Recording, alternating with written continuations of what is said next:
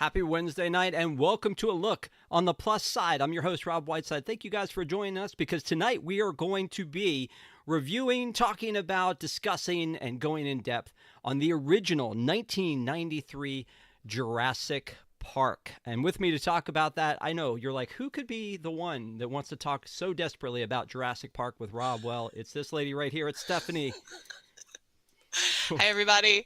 I don't know how many reviews I've done, Rob, but I'm actually very nervous about this one. What?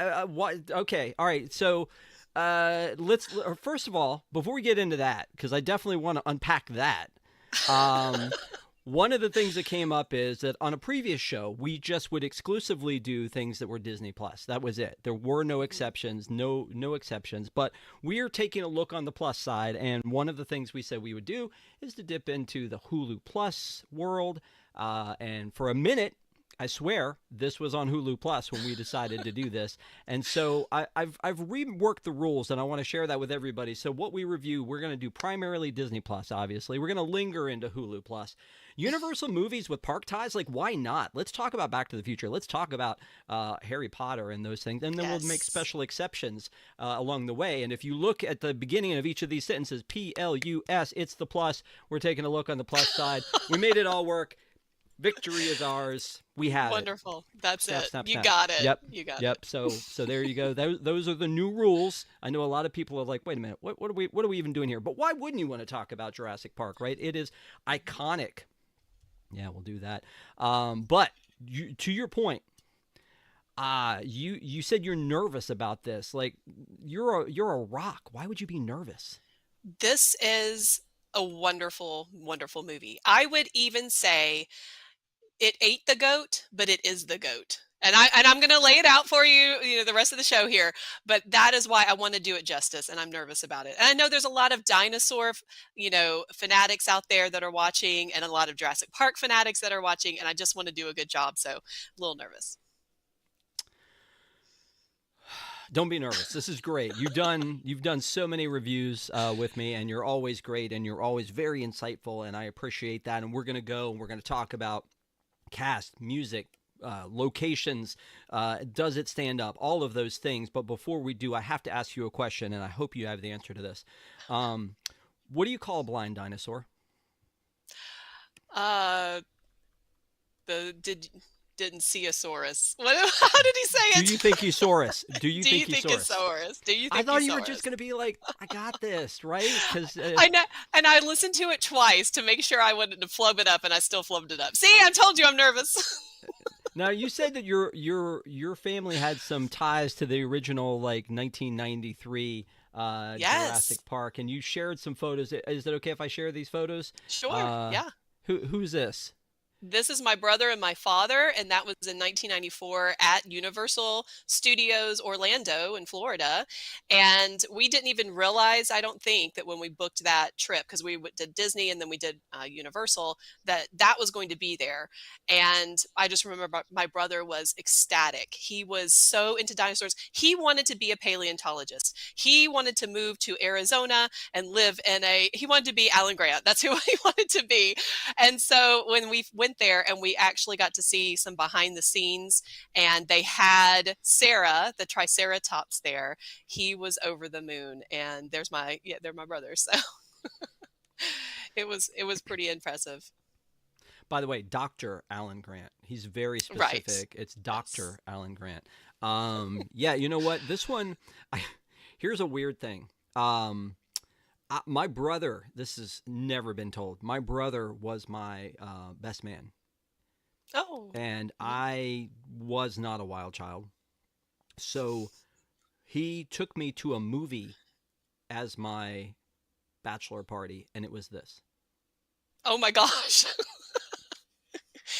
Well, I think it's probably a good one to it's not rated R. It was rated PG-13, but I will tell you, we went and saw it in the theater as well, and you can see how young, we were by those photos, and my parents allowed us to go see it. Definitely we were too young to see PG-13 movies, but it was because my brother read the Michael Crichton book. He read it when it came out. He got it, at the store. I remember my mom taking a Sharpie and blurring out the curse words in it for him. But he read it, and so as a reward, she was like, "We're all going to go see the movie." And I remember being terrified. That's what I remember from that. But it's such a great film. Well, you know what? I don't read a lot. I know you can't tell by Mhm. looking at me or whatever, but I don't read a lot. I love movies and TV shows and consume an insane amount of media, but I don't read a lot of books. But I actually did at least attempt, and it's been so long ago, the original Jurassic Park Michael Crichton movie, I mean book. Mhm. See, I have to call it a movie. Mhm. And in the book, I did think it was interesting that there are a lot of characters, and this happens in books a lot to, adaptations, but there are a lot more characters in the book. And so, like, Right. they kind of make amalgams of some of the characters for Mhm. the sake of the movie. But for those of you that aren't familiar with Michael Crichton, like he was the I mean, he tragically passed away, I think, lymphoma in 2008. But he was the hot ticket for making movies. I think they were just digging into his catalog, finding anything that Yes. they could for a while because Congo was one of those movies. Sphere was one of those movies. Obviously, not as big. Great one. Uh, yeah, but not as big as some of the others, like that he did with as Jurassic Park and The Lost World. Mhm. But still, Right. he wrote for television ER. Some episodes of Mhm. ER and was also a creator on there. So the movies that were released, Twister was based on a Michael Crichton. Sphere, The 13th Warrior, Disclosure, Rising Sun, Jurassic Park, and then a bunch of others before that, including Looker, which was a movie that I watched way too many times. It was, I think, Susan Day from the Partridge Family. Was that her name? Oh, And then yeah. Albert Finney.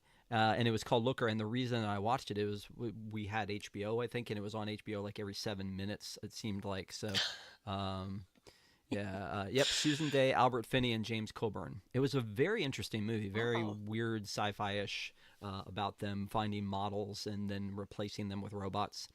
Mhm. So yeah, I mean, again, an incredibly brilliant man, wrote so many Mhm. cool books. But of course, we're here to talk about the book that then inspired the movie, and the movie is Jurassic Park, the first one. And I've got a new thing I'm doing. It's the stat board because I feel like these numbers get lost if we don't.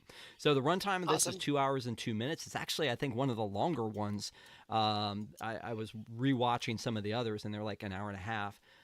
The release date was June 11th, 1993. It's hard to believe that it has been, Mm. 32 years since this thing came out. Wow. PG-13. The box office was 1.1 billion. The budget was 63 million. What? What the heck? Unheard of. Yeah, you can't even cross the street in Hollywood anymore for that much. And then the company was, of course, Universal. And at the end of this, I definitely want to talk about some of the Universal attractions that came from this franchise. We'll talk about some of the other movies in the franchise and that kind of a thing. I have one more question before we get really into this, and it's about this movie and this genre. Steven Spielberg, insanely good. Right? I mean, like, Yes. he's legend. So many good franchises and movies. E.T., Jaws. Jaws feels like to me a horror film ish, right? It's Yes. like kind of in Hmm. that genre. E.T.'s like a family fun kind of a movie. Where does Jurassic Park Sci-fi. fall in that? Yeah, but where does This Jurassic Park? Is it a horror movie? Because it's pretty intense. Right. I would call it suspense, honestly, Hmm. instead of horror, because you don't really see much gore, apart from Ray's arm coming at you. But you don't see much blood. You don't ever actually see them. You hear gunshots, but you don't actually see them shoot any animal or any person, obviously. But I would say this is one of the reasons why I classify it in that GOAT category, greatest of all time, because it is also science based. It has a lot of science fiction in it, but it's also very much based into real science. So there's a lot of technical detail that they put into it. There's a lot of family dynamic and relationship that and maturation that the that Grant and Ellie and their relationship goes through, and the kids. And there's a lot of philosophical, stuff to it too, with Malcolm and his chaos theories and things. But I really feel like it has a good mix of a lot of different genres. And I wouldn't call it a romance necessarily. Maybe that's the one category it doesn't really have. But I would say maybe in general a suspense category. Okay. All right. Suspense, I guess, would qualify there. And it's adventure. Yeah. So the reason I asked that is that my wife showed this to my son when he was little and freaked him the heck out. Right. Yes. Yeah. So I definitely feel like it can be intense. But yeah, Hmm. I can see that. Hmm. So again, came out in 1993 in the theaters, based on the Michael Crichton book, directed by Steven Spielberg, as we've said.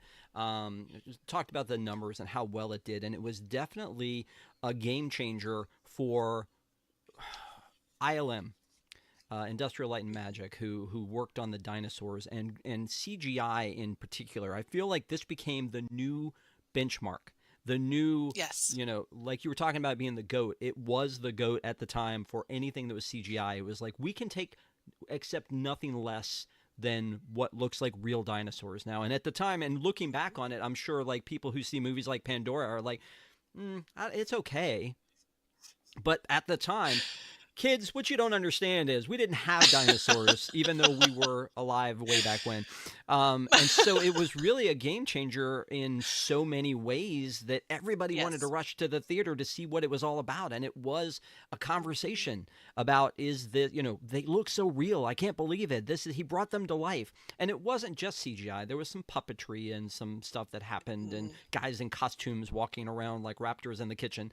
But it really did change the game for CGI and what that could be. And I think that one of the things that was a good example of it was seeing them in the light.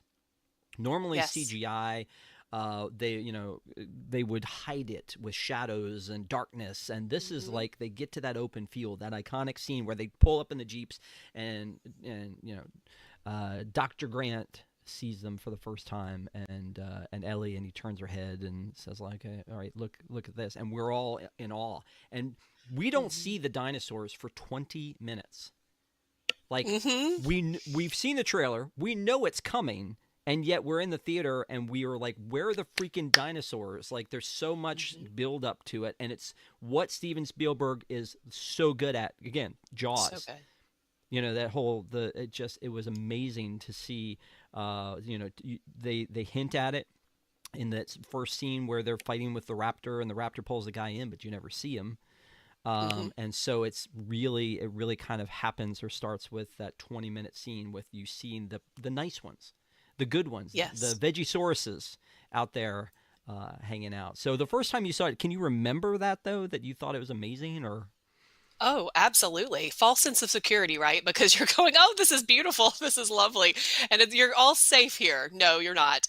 Um, but I will say, and another reason that it lends itself towards the action adventure category as well is, of course, Steven Spielberg with Indiana Jones, well, all of them, but the first one, Raiders, he at the very beginning of the movie, he has a scene where um, Gennaro, he's going to find the amber mine. He's talking to the guys in the amber mine, and they pick up a full thing of amber with a mosquito in it, and they hold it up to the light. They have their pith helmets shining the light on it, and it glows like it's the gold statue that Indy's trying to swipe at the beginning of the movie. And so it just gives you that sense of there's going to be a real adventure here.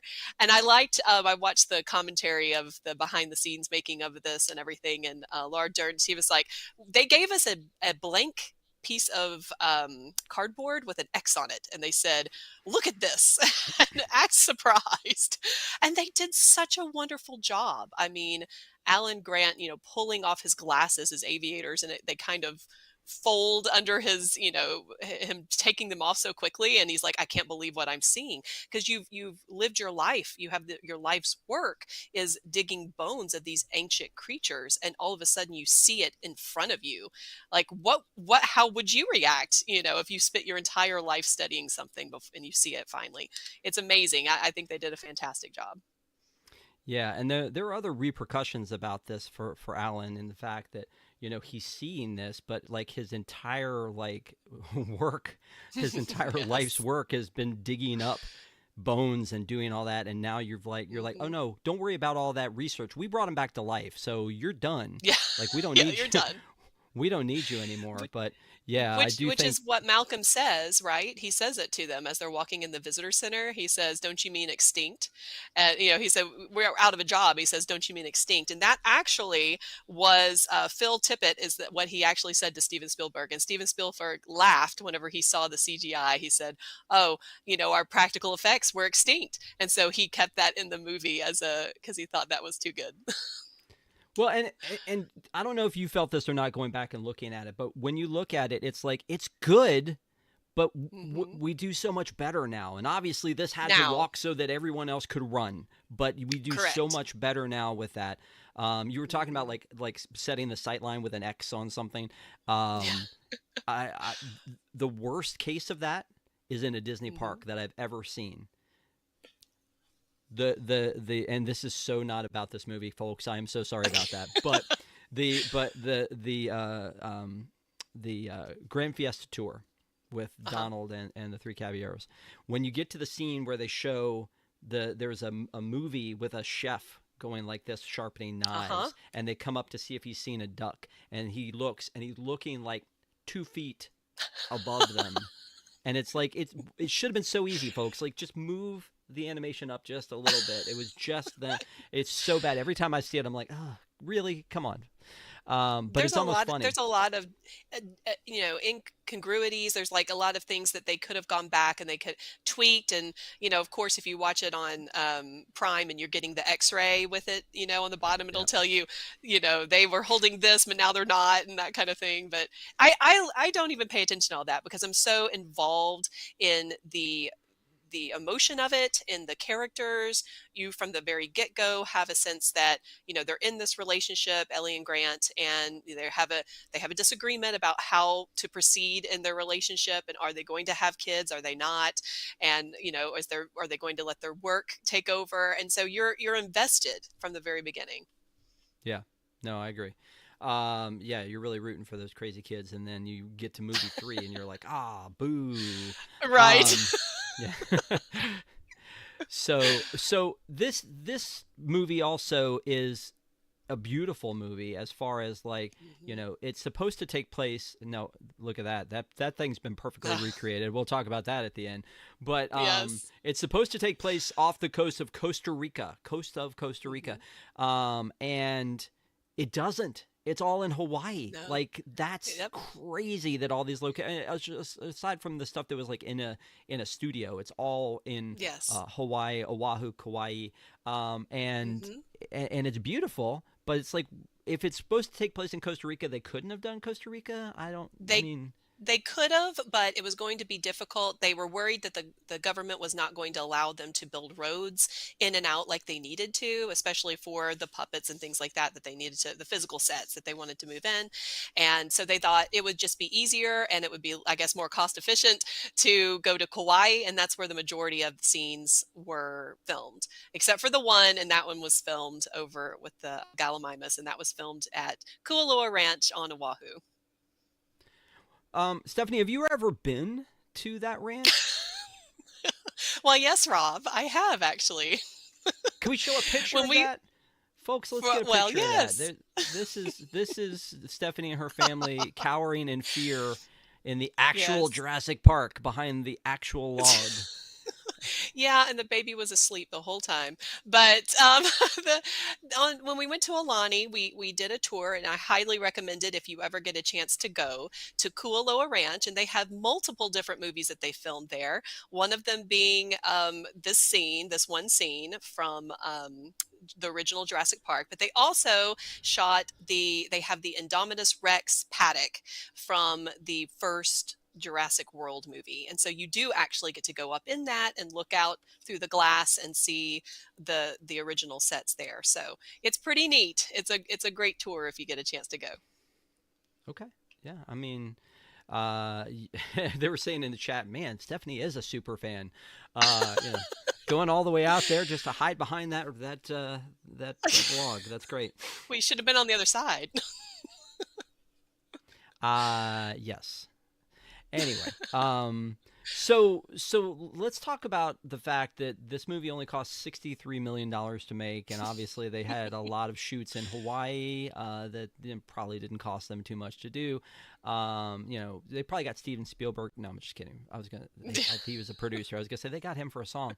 But looking back on it, this cast, again, it was 32 years ago, but this cast was kind of amazing. I feel like this was sort of the introduction of you know, the big time for Jeff Goldblum. You know, Sam Neill was, you know, kind of already a thing, Laura Dern, but and Richard Attenborough obviously, but then seeing like B.D. Wong, who went on to do things like, you know, Voice of Shang and other things along the way, and Wayne Knight, who was, everybody just looks at him and goes Newman, because that's what everybody knows him as. Like, Newman. Not Dennis Nedry, Newman from Seinfeld. Like, that's where everybody knows him from. And then all of a sudden you just see Samuel L. Jackson in there, and you're like, love it. Wait a minute. Yes. And you know it's a good movie when you see him. Hold on to your butts. Right. Yeah. I mean, for the most part, that's the cast. Like, there were a couple other people in there that I'm sure, like Bob Peck, who played Muldoon, which was one of those characters that was like a bunch of them an amalgam into one. And he was giving Crocodile Hunter or Crocodile Dundee so much in this one. But again, just a really cool cast of people. And again, not a huge cast either, because most of the heavy lifting is done by Grant, Ellie, Malcolm, Hammond, and the two kids. You know, yes, and can I say a thing about the two kids? Because they were virtually unknown, right? This is what put them on the map. And I don't know that Ariana did anything really after this too, but they were phenomenal. What you want to do, at least what I want to do when I go see a film, is I don't want to be taken out of the film by somebody that doesn't look like they're not really reacting in a normal way that you would react. I want to imagine that I'm there with you. I want to feel what you're feeling, you know? And so a lot of times you get kids nowadays that just, they see an elephant fly and they're just like, you know, just staring at it. They don't have any emotion. And I feel like that was all you got. She famously said that her screen test was just her standing and screaming in front of a camera, and that's what Steven was watching it at his house, and it woke up his wife or something, and that's how she got the job, because she could scream so well into the camera. But I think they did an awesome job when it came to really, even with the green screens and the, you know, special effects. It was as if they were right there, and I really commend them, especially for how little they were. Well, yeah, and as a matter of fact, Gallimimus, and here are the kids right here by your famous log, but like, you know, her expressions are you know, definitely of fear. However, it's just, okay, did you ever watch 24, the TV show with Peter Savone? Right. Kim, his daughter, just wanted to take her and shake her. Because she was always getting Jack Bauer in trouble. She was always in trouble. Yeah, she was always like, I'm not going to listen and conform. And then she gets kidnapped. And then she's like, I'm fine. I can deal with my own. And she gets kidnapped again. And poor Jack's like running all over town trying to save Kim 18 times in 24 hours. I had that frustration with these kids, because it's like the one with the flashlight. 100%. where he's Yes. like, Just don't turn it down. move. Yeah. Just And then the just put it to the flashlight and it's ground. moving around Mhm. and I'm just like, and they're just like, wait, turn it. And this, and it's like, okay, now we're all going to die. Thank you. We're all going to die. Yes. I mean, it's Yes. Gruesome realistic. death. It's realistic, but it's Mhm. just one of those things where I'm like, okay, Tim, I'm having some Oh, real issues with you and your sister here. But again, look at them. They're heavy poor breathing. They're Tim. looking, yeah. I So mean it. good. And Yeah. by the time that they were climbing the fence, I know I'm jumping ahead, but by the time they're climbing a fence after Tim has been stuck in the car, Alan leaves him in the car to swing down the side of the, big concrete wall and everything. And then, he vomits or whatever he does. By the time he gets electrocuted, all I could say was, "Oh my God, they killed Timmy." And I'm so mad that they did that to that poor little boy. I don't think they kill any kids in this franchise, do they? They brought him, he had to do CPR and bring him back to life after he had 10,000 volts But go that's the through his same. But body. that was that same thing where he's like, jump. I don't want jump. You gotta Yes, jump. just do And then it's it. like, yeah. Yes. And again, that's it. Yeah, I bought into it. I was invested. I wanted to. Yeah, like, come on, Tim, get it Mhm. together. Get off that fence. Um, yeah, but Yep. it was. They were so good at making me so Mhm. frustrated. And again, I don't Yes. know if that's a parental thing or Mhm. I don't know, but I'm just like, come on, guys, get it together. Uh, They so did in the kitchen scene. I will give them props for that. They did a couple of smart things in the kitchen scene. yeah, no, that's true. Um, I'm when I was watching this movie, there were so many things that I like remember that are like imprinted in my brain that I'm not sure I ever really paid full attention to in the past. Like different words, catchphrases, things like that, like clever girl. Oh, But yeah. all that kind of stuff. I did have a little bit of a. I forgot how shirtless Jeff Goldblum gets in this movie. Like there's that Yes. there's that one point where he's just leaning back, like with his shirt wide open, and I'm like, Jeff Goldblum, really? Okay, Yes. all right, What is it that he was in? Was it The Fly that he, yes, was very, yeah, yeah, very yeah. shirtless? That was the thing. Um, But I mean, there's a lot of in. I almost feel like he paid. They like it was in his contract that he had to have a lot of intense close-up scenes in this Maybe movie because so. he's just sitting there and he's Yeah. like looking and yeah, I don't know.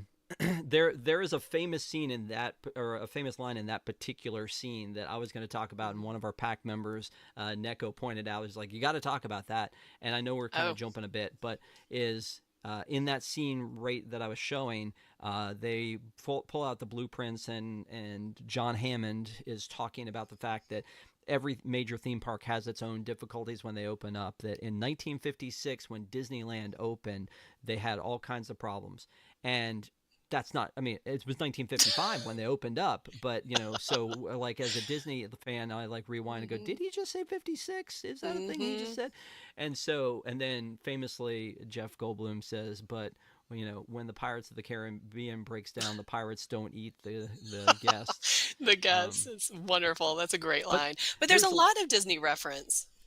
I was going to say there's a lot of theme park references, like the fact that they have that first theater with Mr. DNA where the seats turn and they've got the seat belts Okay. on. Yeah. Uh oh. So What? that was actually inspired by Carousel of Progress. Ooh. That Okay. that entire, yes. And actually, if we want to go back to the very beginning, Steven Spielberg himself said this. He said he first approached Bob Gurr, of all people, to for help with the practical effects because he did Confrontation at Universal, and he thought that that was just amazing because you could see the breath and the muscles move on Kong, and he said this is what I need, and so he was going to get Bob Gurr to do all the practical effects for this, and it ended up going with someone else, but I thought that was an amazing reference too. So there are other ties to Disney throughout this film too. Yeah. No, and theme parks in general, obviously, because it's about a theme Hmm. park, and so again, something that was very like just popped out of my head was remembering when Animal Kingdom opened It's like this movie opened in 1993. Animal Kingdom opened up in 1998 in a park where you're going to have lions and tigers and Yes. live animals that are there. And how do you Hmm. control them? And they And no you can't be fences. promised to be able to see them Hmm. because they have their own patterns and working with live animals, and so Hmm. many of those things are referenced in All this. the And I just time. thought to myself, why didn't they just kill Animal Kingdom at that time and just go, we shouldn't do this, because if we have learned anything from Jurassic Park, it's don't do a live animal park. But that Mm. never happened. But they're so similar. There's so many similarities to Hmm. it, like the Kilimanjaro Safari versus the Hmm. jeeps driving through, running by, Yes. all of the characters. It's so funny that I'm sure we had those conversations back in that time span of how they were opening this up and how similar it was. But yeah, I think we've put all that behind us now, and we're good, and we feel safe when we go there, that we're not going to get attacked by the ostrich or the giraffe or whatever. But yeah, it's just funny. Ronald called it the Carousel of Jurassic Yeah, because of the that's right. carousel. Yeah.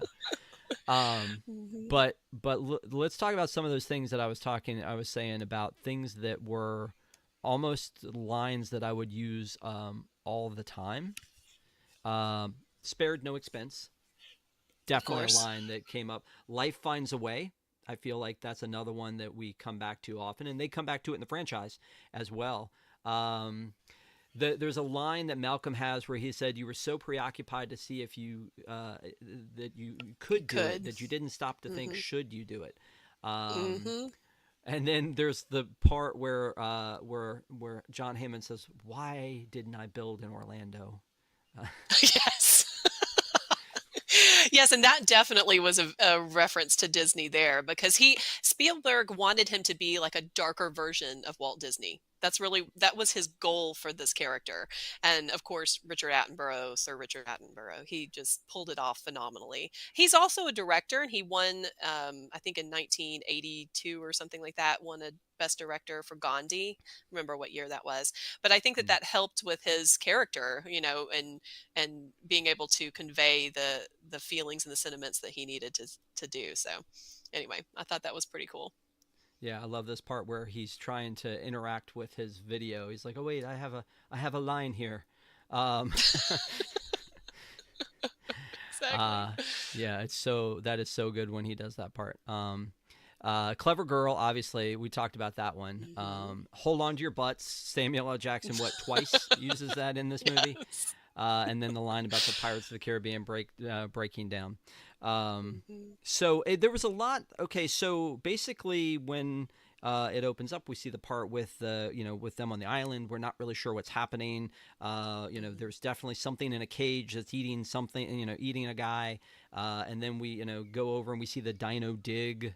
The boneyard, right? Hmm. Like Hmm. it's such That's an the boneyard. inspiration. It feels like they ripped that they did a reverse. The Jurassic Park got ripped off by Disney for the boneyard when Hmm. you go to do the dino dig, because it's so similar and it looks like the same thing. Um, they didn't obviously invent that, but it feels a little rippy. And Mm. so, so you've got they're doing a dino dig, and we meet Alan and Ellie, and then here comes uh, uh, John Hammond just shows up, and Hmm. he's in their trailer going through stuff, and it reminded me of something, and maybe I can't remember what, but it reminded me of some like little character like pawing through, and it's like, oh, don't do that. What are you doing? Stop doing that. What is that from? Um, you Hmm. know what I'm saying? Disney Like there's a movie? uh,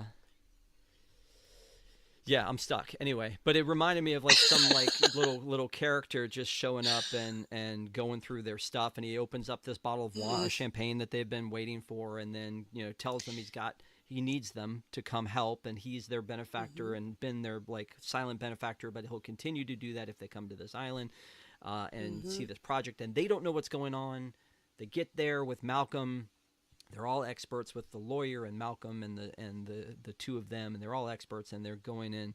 Um, it was Yoda. That's what I was thinking of. It was Yoda Oh. because Luke is there to meet this great That's Jedi, right. and he's like going through all this stuff, and he's like, oh, stop, don't do that, and he's looking down on him. So here these folks are looking down on Richard Attenborough, and he's like, hey, I'm the guy that gives you all the money, and they're like, oh yes Right. sir, right away sir. Yeah, I just had to bring it around And to Star Wars, Stephanie. That's sorry. that's a very good reference, though. I just the whole time I'm thinking in that scene, his helicopter is blowing dirt back onto their dig site, and they're screaming, cover the dirt, cover the site," and everything. It just to me evokes that he does not care about what's old. He doesn't care about the bones anymore. He cares about what's new, and he's going to go after what he needs. So I think that that's kind of what it's supposed to be about there too. Yeah. Yeah. And so he cons them, and I feel like all of the movies are like that. Somebody gets conned into Hmm. coming to the island. Yes. Like, why Like, would you go in the first place? yeah. I mean, and Get eaten. in the second one, it's Malcolm gets dragged into it because his girlfriend is Hmm. there, and in the third Hmm. one, they get dragged into it because they don't like he doesn't Alan doesn't know he's going to the island, and Right. it's just like it's just weird the way that works. But again, we'll talk about what happened after the fact in all those. So. They so they get to the island, and then they don't know why they're there, but seemingly Malcolm already knows about the experiment and what's happening, and his thing is Hmm. he's about chaos theory and how could things possibly go wrong. But I don't know why you hire a guy whose life science is everything goes wrong to come and tell Hmm. you things aren't going to go wrong. But that's what they have. So they have them there as experts to sign off on this, and there are some investors that the lawyer is representing for this big huge park that they're building. And so they put it all together, and they bring them all down, and they put them in these jeeps, and they drive them out, and then there's nothing to see, and then all of a sudden they try to lure the T-Rex out with the goat, because you were calling this a goat before, and so that again feels a very Kilimanjaro safari. I don't know why John doesn't go with them. That was the thing. Yeah, I always wondered that myself, except that maybe they didn't think it was going to be a full, like he was staying back to make sure that everything worked on the tour necessarily.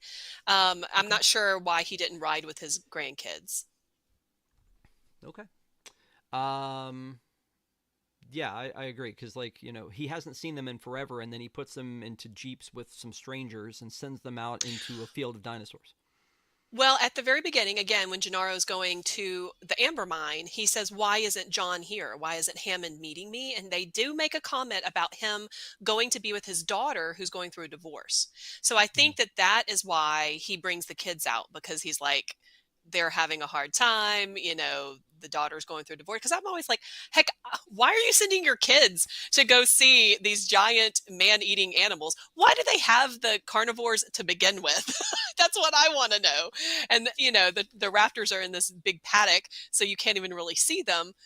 T-Rex, I guess they were supposed to have some sort of a um, like a drainage ditch to where he can't get up to the wall Fence. there, fence. Excuse me, but again, I don't know why the mom didn't go with them. I always wondered that. Like, oh sure, go fly off to Costa Rica with your grandpa. Well, in Jurassic World, the mom doesn't go with them either, but that's just. That's true. Um, That is true. so you talked about the amber mine thing. I feel like that's such a wasted scene. Like I feel like they Mm, went to a lot of trouble to go and do this scene for you to just see that the amber is there. Like I guess there was a little bit of exposition in the fact that like you hmm. said, he's talking about his daughter's going through a divorce and some things that may have not come out to us before then. But it just seems Hmm. like this whole scene with all these guys standing around this one guy with the amber, I don't know, it seems like we've already been told about this later in the Mr. DNA Hmm. video. Why did we need to Why didn't we see need to this? see it? This one scene seems superfluous. I honestly think it's a callback to Indiana Jones. I really do. I Hmm. think it's a setup for the adventure. Okay. I mean, I'll buy that. The other thing that I kind of skipped over here is that in this process, before we get to the dinosaurs, we learn about Nedry and the fact that he is not happy in his station. He wants more money, and he's got this underhanded deal to sell these secrets to this other group using to get all of these viable samples to them, and he's going to get $1 million for doing it, and he's just the worst. I mean, if we didn't hate Newman already, Wayne Knight does a great job of making us hate this character. I mean, he's just He the really worst. does. He really does. So, And they said, it was going to be 1.5 million total. And I'm thinking, is that even really enough? Like to be doing what you're doing? I don't know. I feel like, 10 million maybe or something. Like you sold yourself people short. have done more for less. Well, he was Less getting for back at more, Hammond. more from.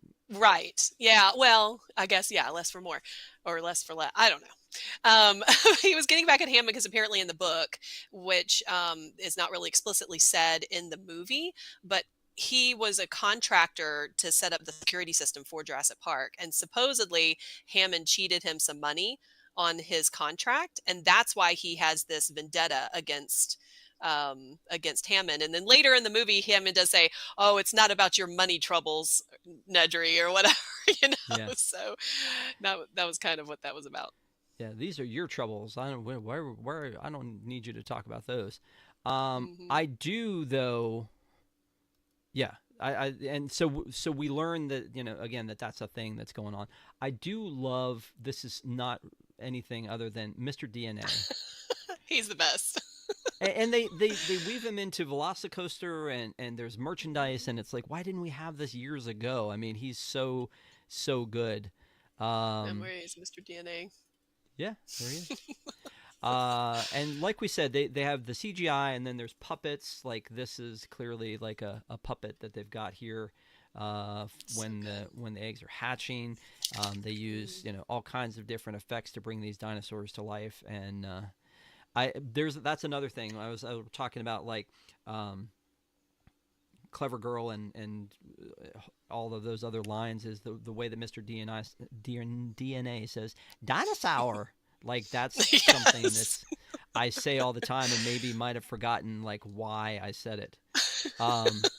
I do like how they continually set up how dangerous and scary the raptors are. And I don't know that before this movie I knew what a velociraptor was, because Right. you knew dinosaurs, you knew like a stegosaurus and a brontosaurus and a T-Rex, but I don't know that I knew velociraptors, and this made velociraptors like a thing. I feel like this movie.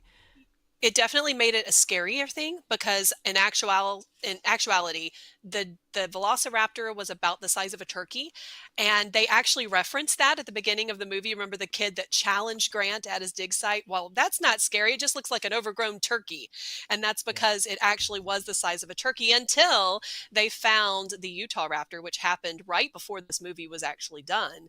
And so then, because Steven wanted him to be bigger, he said, "I want him bigger than 6 feet tall. I want him to be very ominous.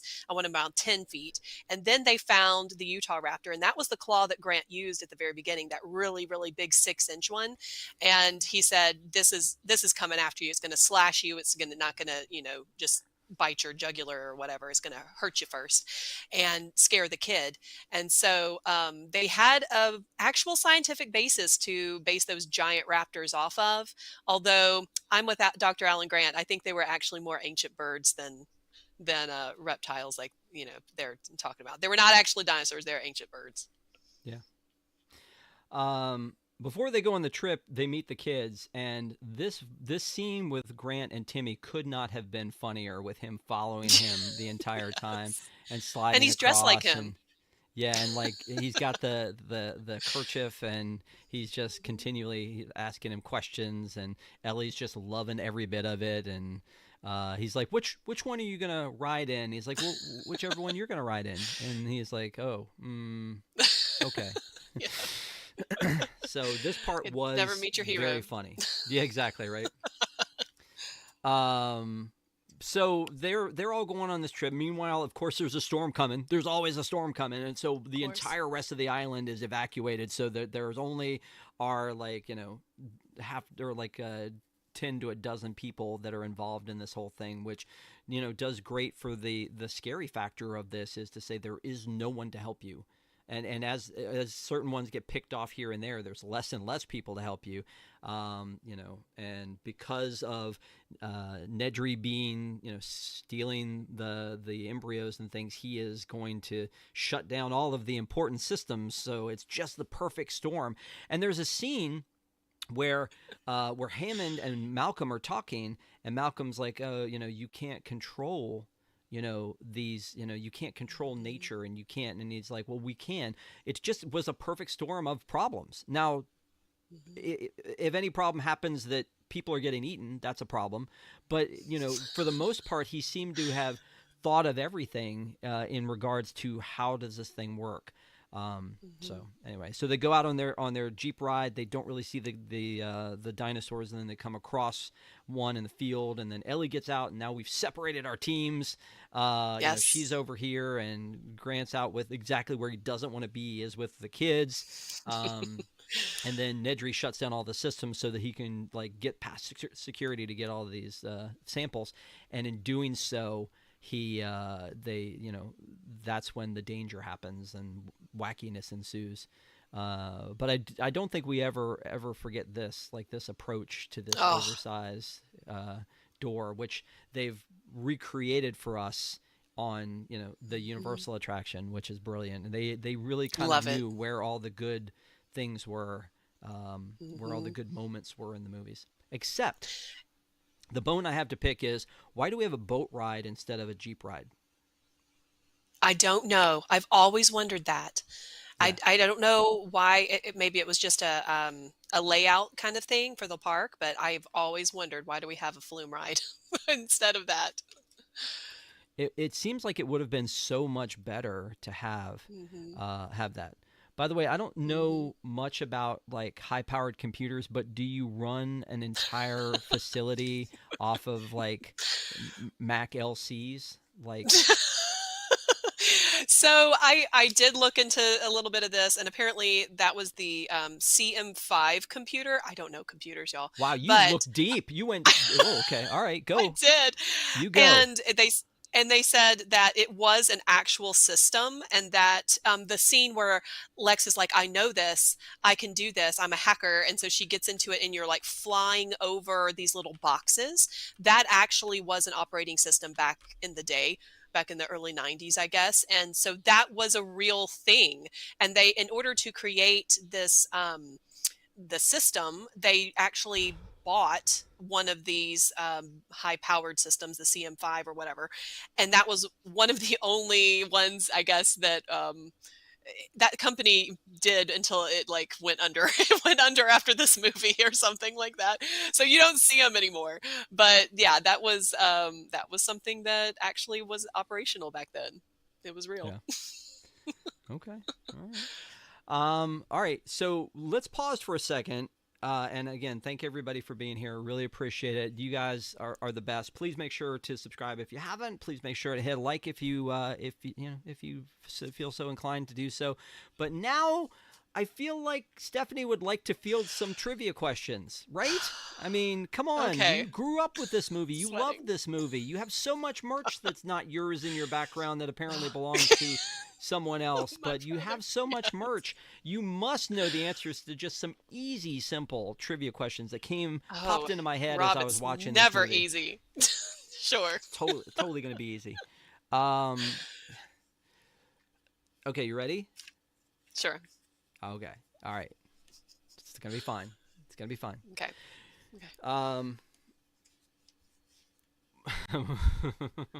Okay. All right. Hammond was funding Alan's research. How much was he funding per year? Okay, y'all, text me. Tell me. What? Y'all. How much per year? I know it was for 3 years. I don't know how much per year. $50,000 a year. That's all? And he was going to fund it for another 3 years. I mean, it's digging. Okay. Like, how much does that cost? I don't know. Heat stroke. In that Jeep ride that we were talking about, the main attraction at the park. What kind of vehicle? What brand of vehicle are those? Um, was it a Jeep? It wasn't an Expedition. It was a Jeep something, wasn't it? Is that your It final was a answer? Jeep. It was a Jeep. I know it was a Jeep. No. No! It was a 1992 Ford Explorer. Ford Explorer. Oh, okay. Yeah. This one. This is the one back here. Yeah. So let me ask you this. This is kind of an offshoot of that question. There were only two that we saw on the course, right? The two that they were Yes. driving in. Do you know what hmm numbers those vehicles were? I knew you were going to ask me that. Number 4 and number 5. 004, 005. That is correct. That is correct. And I honestly, how did you know what? You didn't know I was going to ask you that because Because you you know that I know. nitpick, you pick the tiniest little details. I freeze. How is that a tiny detail? They show it constantly throughout the thing. It's on a tag in the window. It's on It the is. corner of the thing. They show it constantly. Mhm. Yeah. Yeah. It's true. So I felt like it was shown constantly, especially when the one goes into the tree. I mean, we get to see that one a Mhm. lot. Very good. Very good. I'm glad that you were able to get that one. The kid that you were talking about, very weird looking kid who said it looks like an oversized turkey or whatever, right? Mhm. Just a strange looking fella. He was wearing a baseball cap. What color was that baseball cap? Oh. I remember my husband saying that it would be something that he would have worn in the early 90s. I remember him saying how like crazy his outfit was. I don't know. Gray. I'm going with gray. I don't think we can call it gray. I'm pretty sure that it is just black, but Black. it Okay. looks gray underneath the rim, but I'm pretty sure it is a black hat. That's where I was going with that, is black. But we could give you Okay. partial credit because gray is Color adjacent. the color. It's color adjacent. It's a lighter shade of black. So that's Okay, I'll we'll take kind of it. give you that one. This is a fun one, and I'm very proud of myself for coming up with this one. Oh I was no. talking about all these phrases that they use, right? And one of the best ones is, I spared no expense. How many times does John Hammond say, I spared no expense? How many times does he say that in this movie? Why did I not think to count that? Okay, let's think. 1, 2, at least 3 times. I'm gonna go with 4. Rosita, I don't know if she is just, they're all shoveling it out. It's 5. It was 5 times. It's Uh, 5. Oh. yeah, Sienna says 5. Mrs. Fire Chief says 5. It's 5. It was 5 times. Yeah. Okay. Yeah. I Stand feel like, corrected. yeah, I counted it, but then I did Google it after the fact to make sure that I was not mistaken on that number there. So, yeah. It's iconic. Iconic Yeah, it line. is iconic. The only the All right, the last question that I'm going to ask you here, I think is an easy one. I think it is. I do think it is. There were some that I was going to ask you, like who was like the official airline of Jurassic Park, because it was in the background on one of those slides that they were running, and that was Continental, which I thought was interesting. Oh. And I was going to ask you what monitor they were using when they were doing the ultrasonic boom, and they looked at the monitor and were trying to see. It was a Panasonic, which is again of the time. So I wasn't not Sure. asking you those questions, but Dennis Nedry. Nedry was Yes. drinking a soda. What soda was he drinking? I'm hoping you know the answer to this. I'm hoping. No, you hesitate. It should be an easy one. I think it was a red can. So I can I will just say go with that is Coke? correct. That is Okay. incorrect. Shoot. It was a Jolt Cola. Jolt. You remember Jolt? You remember Of Jolt course. Cola? No. I don't remember Jolt. You're like, my parents didn't let me drink soda. Jolt Cola. It was like 18 times the caffeine of like a Oh regular my drink, and it was called gosh. Jolt Cola. Yeah, that's it. I don't know. We had a lot of fun with that. That was pretty cool, right? You did I've okay. got one for you. Can I do? Oh, I'm can not I going to do get the you one? answer. As much as I love Okay. looking and finding details, I never get the answer, especially when it's you. Okay. You get me. So let's have it. What? Okay. So this is kind of fairly obvious. So I think you will get it. But There's two-part question. So number one, whose picture is on Dennis Nedry's computer? And you see it when he's there, but you especially see it. They actually do a zoom close up on it whenever Ray is trying to break into his It's a computer. woman in a bikini.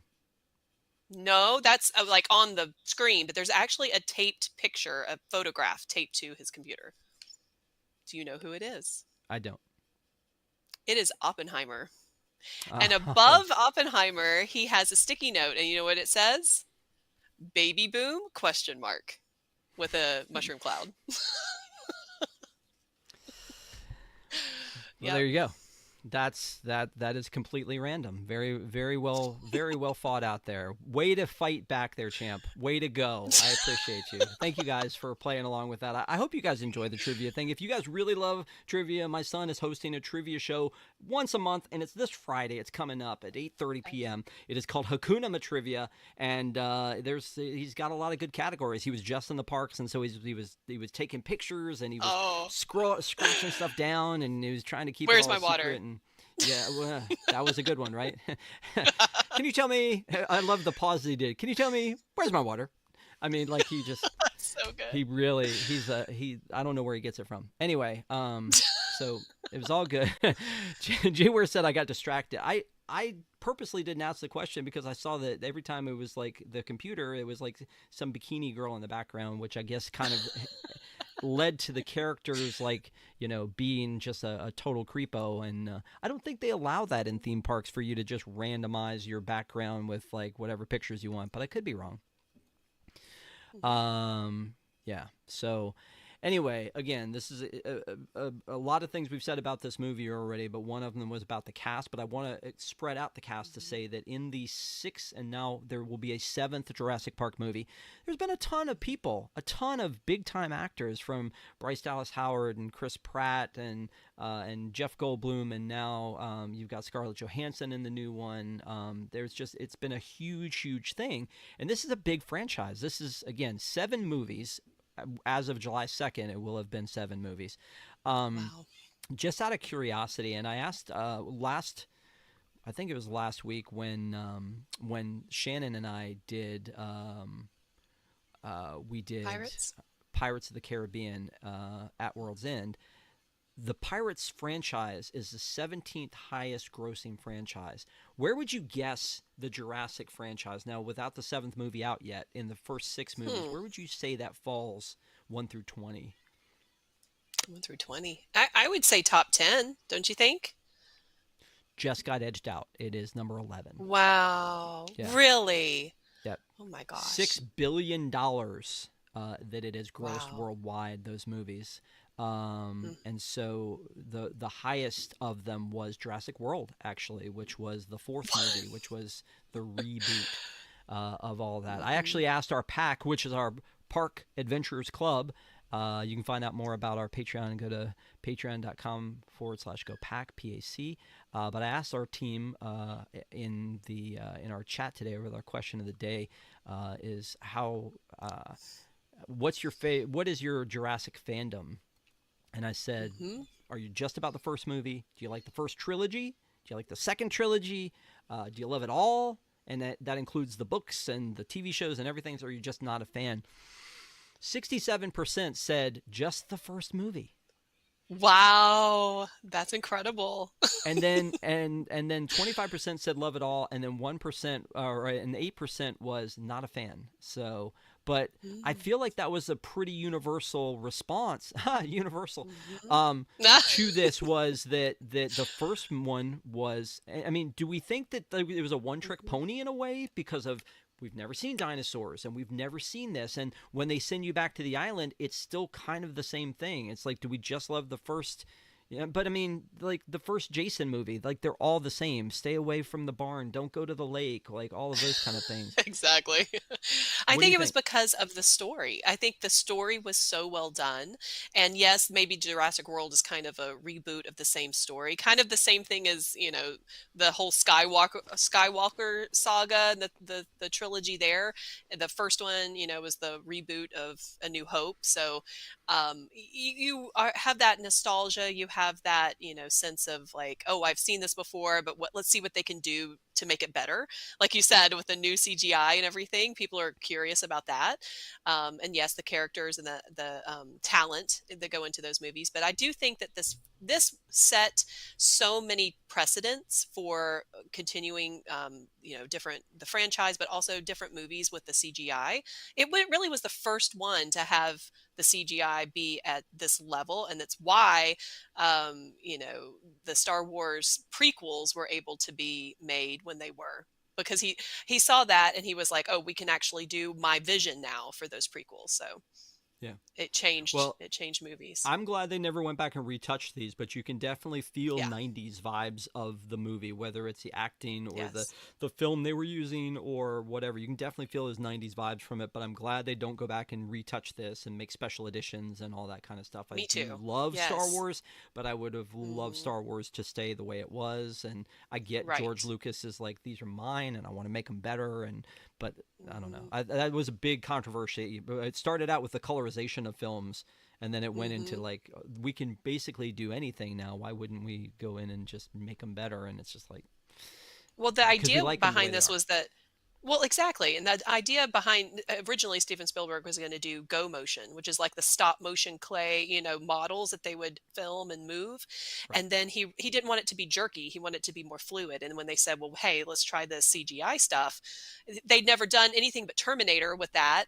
And so they were like, okay, well, let's see if we can do animals. And when he challenged them and they actually came through, he was like, yes. But what really sells it, though, if you go back and you watch, like when the T-Rex is chasing Malcolm and Ellie and Muldoon in the Jeep, and he hits the side of the Jeep with his head. That's CGI, but the practical effect of him hitting and leaving a dent really sells it for you. When the Velociraptors, are in the kitchen and they're chasing the kids, yes, some of those were puppets and puppetry, but the ones that jump up on the countertops and things like that, they're knocking over utensils and bowls. Those were CGI, but they had them on strings. And so they would pull them whenever they needed to fall off. And it's the practical effects that really make the movie for me. And it really makes me remember, like, talking about nostalgia and what you think really sells it for you. That T-Rex on that set with the rain and everything, that was what sold it for me. Absolutely. Yeah, this is the scene with the Jeep where he hits the side of it and leaves a dent, even though he's a CGI. But I don't know how they did it, but it's fantastic. I love that objects in mirror closer than they appear. It's so good. Yeah. No, it was, yeah, it was really, again, like he not only does the hitting the Jeep, but also like breaking through the branches and all these other things you weren't going to, you didn't Exactly. expect to You wouldn't happen. expect. Yeah, and here's Hmm. the There Jeep it right is. there. Yeah. Yep. How'd Yeah. they do I'm that? trying to But trying to make sure YouTube doesn't hate us, so I'm just not oh, right, going. right. Yeah. Well, the practical effects, so like the actual T-Rex, so they built this giant, I think they said it was 9,000 pounds or something, this mechanical T-Rex. Apparently, and I did not realize that Kathleen Kennedy was a producer on this film. I actually like the film. But anyway, Wow. they had well, get to Star Wars, but so it's raining, right? And so it actually affected the mechanics of this robot, this giant T-Rex. So she tells the story that they would be just sitting at lunch on a break and the T-Rex would come to life and the people would scream because they're like, what is happening? This thing, it looks real. And so I think that just proves how good this really was. Even the people on set were scared. Yeah. Um, I, I I hate to do this, but I have to do this again, and I'm sorry, but it's just because I need you to be where I am as far as this thing goes. So, hang on one Mhm. second. This is really important. Okay. I'm waiting. Hold on. The payoff is going to be amazing here. Okay. Okay. Because I'm Suspenseful. just, yeah, it is, and I'm trying to. It's just like the movie. I'm just trying to build suspense here, but it's going to be I missed the mark so much, and now I can't do anything but ride it out. So yeah, it's gonna be epic. Not like epic the park, but the reason that this was so tough is that there was a bigger scene in front of it, and I'm like, okay, this is very important. You'll see. Okay. Oh my gosh. Oh, you got it. All right. The payoff. Yep. Thank you. It was You're welcome. You're welcome, everybody. I hope everybody was like on pins and needles. David Lung is like, wait for it. It's going to be legend dairy. It's going to be legend, and I hope you're not lactose intolerant dairy. So I'm going to run through a couple things here real quick as we're running a little bit longer than we would have, but it's the Jurassic Park. It's one of the big dogs, right? I was talking about the movies having sequels. There was a scene, and I think you know the scene I'm talking about, where they looked like they were setting it up for us 2/3 of the way through this movie for a sequel to exist. And it's when Dennis, or Nedry, is trying to make it to the east, not gate, dock. what is it? The dock, the east Dock. dock. And so he's trying to make it to the east dock, and he crashes his Jeep, and then he's got the Barbasol can, and then he drops it, and then it rolls down the hill, and then it gets covered in mud, and we're like, oh, I guess we know where the sequel's coming from. And then they were like, nah, there's another island. It's like, okay. So they force that back into the lore with the Camp Cretaceous, or whatever it is, the CGI or the animated series. They brought it back with Dodson, who was the guy who gave him the Barbasol can, who, by the way, that actor is in prison now, so they couldn't use him, so they used somebody else. But so they bring back Dodson in animated form, and then they bring him back in real form in, I think it was the Jurassic Park Dominion movie, and the Barbasol can comes back, because I think as fans we were just like, this is, we're going to see Jurassic Park, the Lost World, which was the second one, which is also funny. Because there was a book, because Michael Crichton wrote some, it's kind of like, he wrote source material for the first two and no more. Because again, he passed away. The second one, Spielberg was like, I like that idea better than the Barbasol thing, which was in the book. And it wasn't Barbasol, it was Gillette, but it was the same thing. So when he went to make the movie, he just followed the blueprint of the Lost World, which is like, hey, there's another island. Like, go do that island. And then, yeah. I will say I didn't understand, because in the very end, they're trying to figure out how they can, get everybody safely back and everything. And Muldoon makes the comment, the lysine contingency. And I don't know if you remember that, but he says, basically, Ray explains that if the animals are not fed lysine because of a defect that they genetically put into one of their proteins in their body when they made the dinosaur, that they have to be fed lysine, otherwise they would slip into a coma and die. Right. And so I'm like, why? So if we have these other islands where there's no human inhabiting them and it's just these dinosaurs are walking around, how did they evade the lysine contingency? They halfway address it in the second one, because I got rolling, and again we're talking about this now because the seventh movie is on its way. I mean, it's a week or two away from us now. I watched that, and I have told people this before. I've told you guys that at home. Like, I study up for a movie when I'm going to see the next one. I watched this one, and then I was like, you know what? I wonder what happened in the second one. It's been a long time. I watched The Lost World. The third movie is just called Jurassic Park 3. That's it. Yes. It's like Jurassic Park, The Lost World, Jurassic Park 3. Yeah. And so, but it's pretty cool because they did a slash, like a raptor slash across it. In the second movie, he meets up Malcolm, because Grant and Ellie aren't in the second one, but they're in the third one. And it's kind of cool that it worked out that way. I'm sure there was a reason that they couldn't do it. But Malcolm was in the second one, Jeff Goldblum, and he goes to see Hammond, and he's been discredited because they made him sign an NDA that said this whole thing didn't happen. It didn't happen. And so they go to his house, and he says something about, but what about the lysine contingency? And he's like, nature found a way. Life found a way. Just like you always said, life finds a way. And so he just that's why he said it's weird, right? It's just they address it in the fact that they bring it up, but they don't say how scientifically that's okay that it worked. So Gotcha. yeah, yeah. Jay Ware said, "Life finds a way, Stephanie. Come on, life finds a way." Like that's Exactly. like that's how we just sweep it all under the rug because life finds a way. But I do remember seeing that the very first time in the theater and seeing the Barbasol can fall down and go up. This is the sequel, and then nothing. And then the second Nothing. one's like, oh yeah, that no, we don't need that. There's another island. And then they end the second Mm-hmm. movie and say, you know what? We're gonna put the two dinosaurs that we stole from the island back on that island, and then we'll just make that a no-fly zone, and they just live there now. Which means Yeah. here comes Jurassic Park 3. Now you have it. Exactly. But it's just like, it's one of those things, just like sending the teenagers to the camp where Jason is. You keep sending people back to the island going, this time it's going to be different. So, I don't Nope. know. Yeah. So When you there's gonna the learn? kitchen scene, which is amazing with the raptors, which freaked me out, I think, back in the day. Like the raptor, like the eyes Yes. up to the thing, and they're like, well, they don't know how to open doors, and it's like the doorknob opens.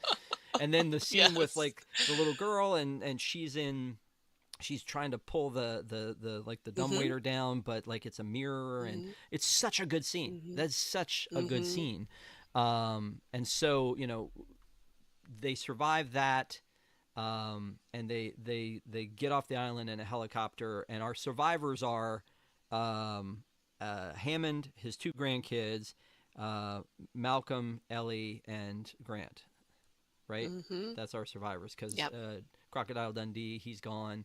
The lawyer gets eaten first thing. Off the Nedry- toilet. Never forget that. Sitting on the toilet.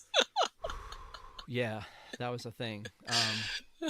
But anyway, there was a lot of iconic.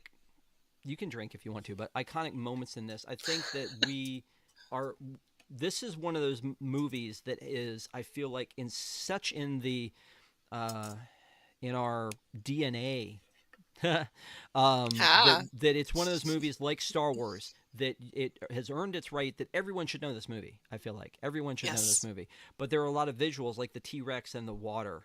Like that's a thing we see parodied all over the world, but it's so intense in this movie. And then at the very end, where the banner falls down and the tour, like while the T-Rex is in there, like, and because When dinosaurs ruled the earth. Yeah, all of those, So like, good. those are things that we will always have in our head. The clever girl thing, all those lines. So I feel like it has earned a place in history as one of the great movies. It's not Citizen Kane. Yes. But it feels like No. it kind of is in a way because of all of the paths that it opened up for CGI and for storytelling and the intensity of the movie. And it's still in some weird way a family movie with like that's why I asked you at the beginning, is it a horror movie? And you were like, no, it's suspense. It is PG-13. It's not R, but there is some blood. There's an arm. Like there are some very weird things fake that looking happen. arm. Yeah. Right. So, You know. yeah, I mean, is there anything, the one last thing I want to bring up with you, and I feel like you're going to have some opinions of this, is John Williams' score. Of course. My favorite composer. He is so iconic, if I can say that again, that every time you hear the music, no matter where you are, you know exactly what this is. You know it exactly the moment.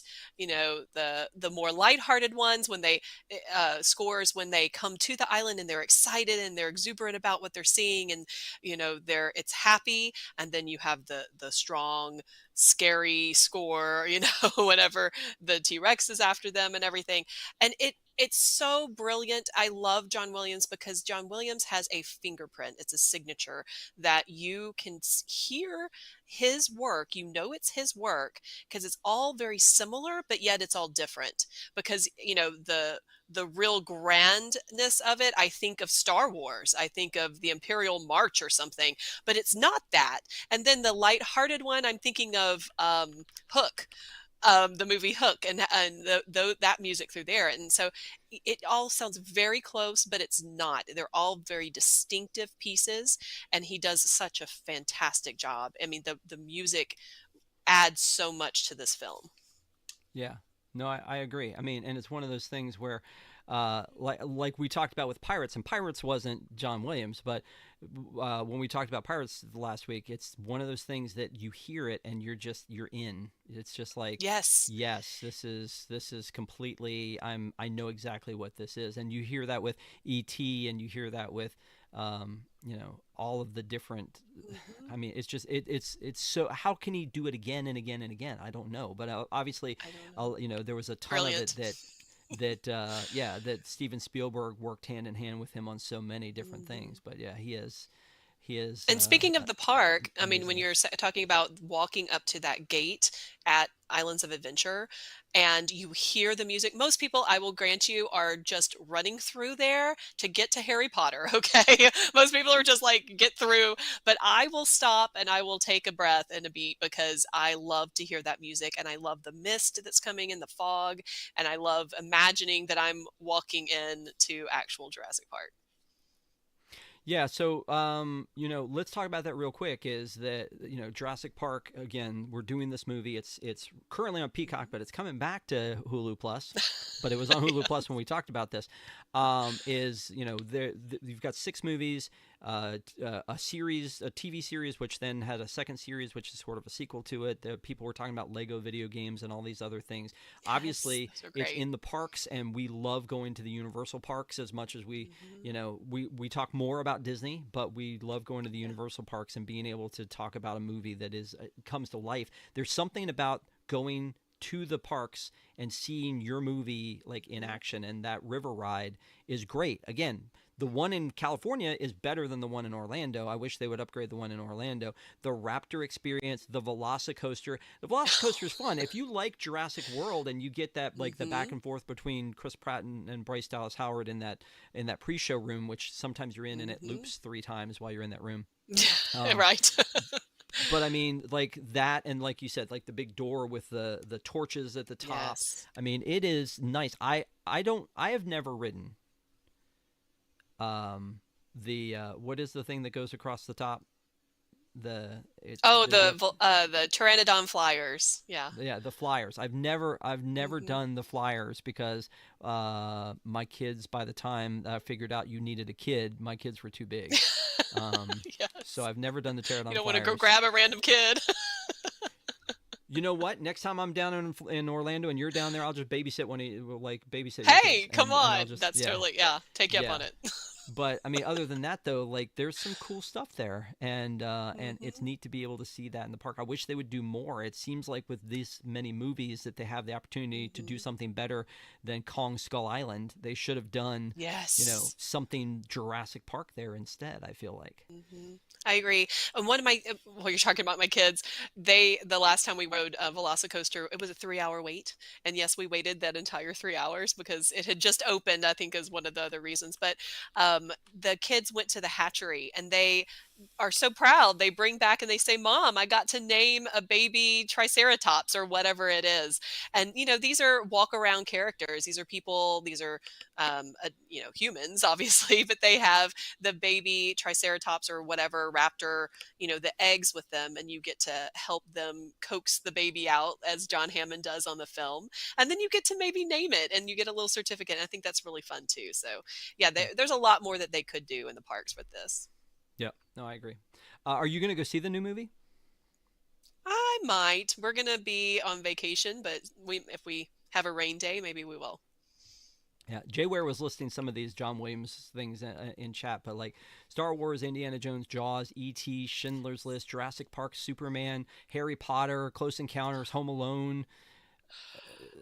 Iconic. I'm telling you, he's the goat. To you, to you, John. Mhm. All right, so let's wrap this up, Stephanie. Anything else that you wanted to say before we get to final thoughts on this one? The only thing I would say is that some of these, and I know Michael Crichton, as great of a writer he is, and he did consult and he actually wrote part of the screenplay, I think, and majority of it. But some of the things really bugged me. One of them is, and the biggest one probably, is Muldoon, who was supposed to be the raptor expert. And he gets eaten because he doesn't know that there are two coming in from the side and they're going to attack him. He's just focused in on the one. How in the world do you allow him to be killed in that manner? That's what really, that like, clever girl, but you should have known. You should have Yeah. known.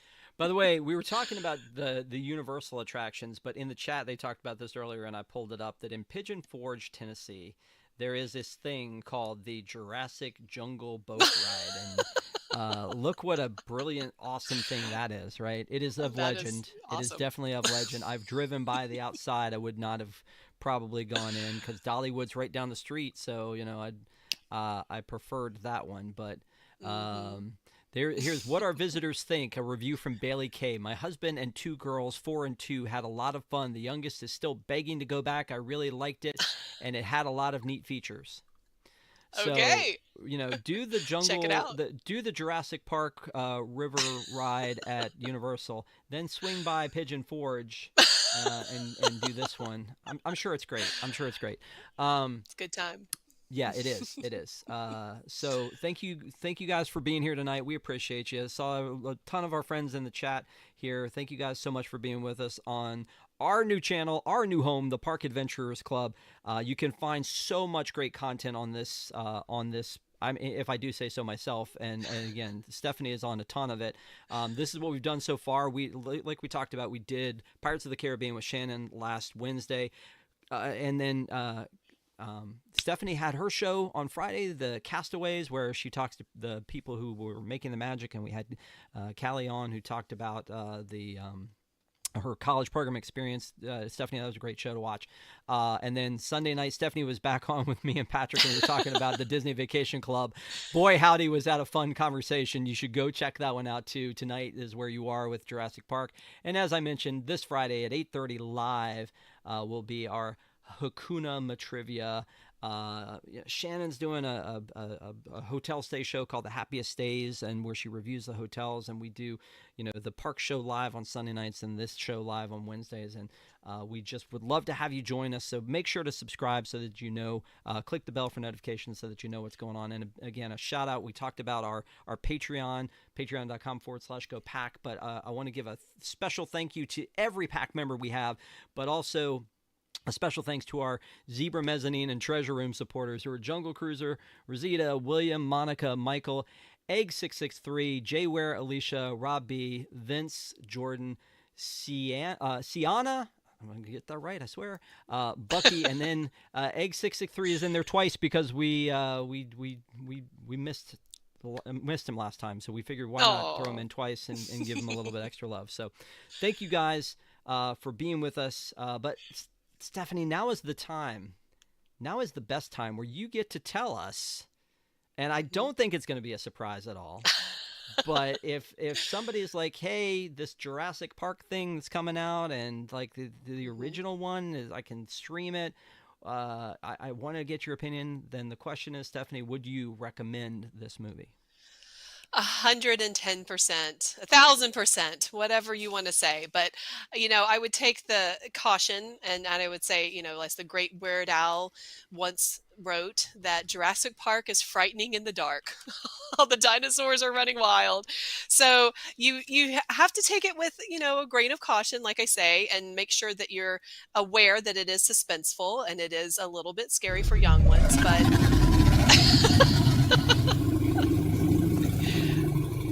exactly.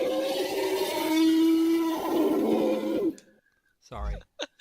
You can't not hear that, once you have watched the film. It's like, oh, that I don't know if it's an elephant. What did they do to make that sound? But a Dinosaurs. tiger. I think yeah, it's dinosaurs. But I will say it's the goat because greatest of all time level, because it is, like I said, it's a mixture of different genres. It revolutionized the way that they did CGI forever, for all time of movies. But not only that, it actually changed history because general consensus around dinosaurs was waning. The interest was waning in the 1960s. They had more interest into the space program because of all the Cold War and the space race and everything that was happening. And when this movie came out, kids like my brother were so interested, who love dinosaurs. They actually had an increase in people going into paleontology and other areas like that of research, and they have found multiple different new species of creatures because of this movie. So that right there, when you have changed, I don't think Citizen Kane did that. So when you change history for the better, I think that that puts you into that greatest of all time category. Okay, that's fair enough. I would say the same. I would say that this is one of those things, as I mentioned earlier, that is ingrained in our culture. And I am all about pop culture, whether it's Disney parks, Disney movies, Universal movies. I am ingrained in pop culture. I love pop culture. Whatever's new and now, I'm all about. But this is such an important part, I feel like, of pop culture because it has so many references, and I think you're lost if you don't know this movie. Maybe it's a little scary for you to watch, or maybe it was scary for your kids or whatever, but I would just say turn on all the lights, watch it during the day. And it's a good story, too. It's not just the CGI. You know, they could have done just the effects, and that would have been something, but it's not just the effects. It's the story, the effects, the acting, the rest of it. It's just all put together so well that it's hard not to love this movie, and I think a lot of people love it. And then there's the phenomenon where people love the lore more than the movie, which I feel like is evident in Avatar. Like when people love Pandora, don't really care to watch the first or second movies, but they love walking around the land or buying the big blue tails or getting a banshee to put on their shoulder, but they don't really necessarily love the movies. I think that this is one of those where the movie matches. I think that people are excited about. Maybe not 2 through 7. We'll see about 7. Like, we haven't seen 7 yet. I'm excited to go see it. My wife, I don't have her on board yet. She's like, gosh, there's so many movies. You're going to have to pick which ones you want me to go see, because I'm not going to go see Superman and Fantastic Four and Smurfs. It did come out. And Elio and How to Train Your Dragon. And yeah, there's a lot, and that's always the way it happens this summer and all that. But I honestly feel like this is one that in my head I have to see in the theater because I saw the first one in the theater, it's probably going to be amazing. And I've made my way through. I'm up to the Chris Pratt movies. I need to watch those now, and maybe you come back and we'll talk about the second or the third or the 7th. I don't know, but I appreciate you doing that and being on here and all the stuff you do on the network. Thank you so much, Stephanie. We love having you on there. But any final thoughts before we move on here? No, just definitely give it some love. And when it comes back on Disney Plus, give it a watch. or Hulu Plus. I don't think it's legit. Hulu Plus. Thank you guys again for being here. We appreciate you. Please make sure to like, subscribe, hang out with us on all our stuff. See you guys again next time. Take care. Too much? It might have been a little too much. No? I don't know. We'll see. All right. Thanks.